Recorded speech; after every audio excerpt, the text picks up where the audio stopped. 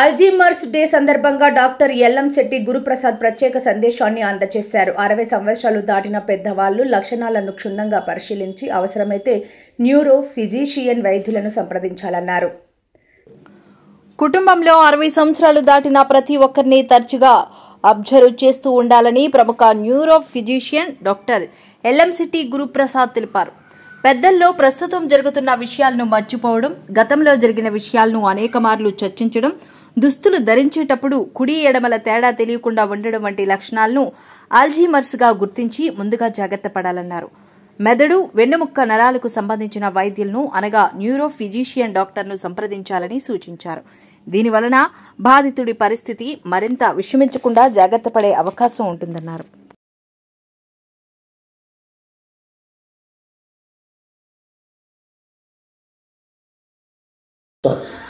మీ పెద్దవాళ్ళు 65 సంవత్సరాలు పైబడినటువంటి వాళ్ళు టైము ప్లేసు మర్చిపోతున్నారా అంటే వాళ్ళకి రెగ్యులర్గా తెలిసినటువంటి యాక్టివిటీస్ చేయడంలో ఇబ్బంది కానీ, ఎక్కడున్నాం, ఏం చేస్తున్నాం, ఏం టైము, ఏం వారం అనే విషయాలు ఇంతకుముందు బాగా చెప్పగలిగి ఇప్పుడు కన్ఫ్యూజన్గా మారిపోతున్నారా?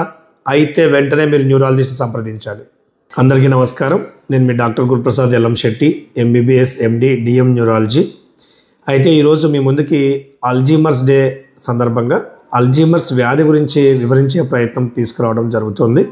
అయితే ఎవరైతే 65 సంవత్సరాలు పైబడినటువంటి వాళ్ళల్లో జ్ఞాపక శక్తి లోపం, పర్టికులర్గా recent memory, short term memory loss, అంటే చాలామంది చేసే పొరపాటు ఏంటంటే పాత విషయాలన్నీ గుర్తుంటాయి, గత 2 రోజులుగా జరుగుతుంటువంటి విషయాలు మర్చిపోవడం జరుగుతుంది.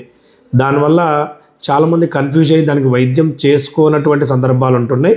కాబట్టి మీరు గమనించాల్సింది ఏంటంటే కొత్తగా పరిచయమైనటువంటి వాళ్ళు కొత్తగా ఎక్కడైనా టైం ప్లేస్కి వెళ్ళినటువంటి సందర్భాల్లో ఆ విషయాన్ని మర్చిపోవటం, లేదా వస్తువులు పెట్టి మర్చిపోవటం, ఒకే విషయం పదే పదే అడగటం, లేదా మూడ్ చేంజెస్ రావడం, సడన్ మూడ్ చేంజెస్ రావటం, బిహేవియర్ చేంజెస్ రావటం, రైట్ లెఫ్ట్ కన్ఫ్యూజన్ రావటం, అంటే షర్ట్ వేసుకునే టైంలో కుడి చేయి పెట్టవలసిన చోట ఎడమ చేయి పెట్టడం, రివర్స్గా షర్ట్ వేసుకోవటం, ఇట్లాంటి సందర్భాలు మీరు గమనించినట్లయితే వెంటనే న్యూరాలజిస్ట్కి దగ్గరలో ఉన్నటువంటి న్యూరాలజిస్ట్ మీరు సంప్రదించగలరు.